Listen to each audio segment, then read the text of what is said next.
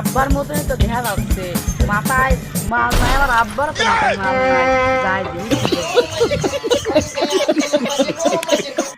আব্বা, কেন কিসের চিন্তা করো?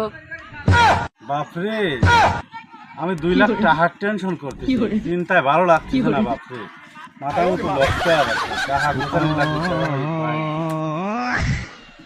শালার বীর কথা কবির পাননি, আজকে একটা সুযোগ পাইছি, তালে ফেলা বিয়াসি করব। আব্বা বসে গান, এই 2 লাখ টাকার জন্য তুমি এত টেনশন করতেছাও? ওদের সেদিন কি ওই পাড়া শহীদের সালেক বি দিছে 5 লাখ টাকা পাইছে, আবার ওদের রফিকের সালেক বি দিছে একখান মাইক ও গাড়ি পাইছে, আর তুমি 2 লাখ টাকা জন্য টেনশন করতেছাও? দিয়ে দাও দাও টাকা উড়িয়ে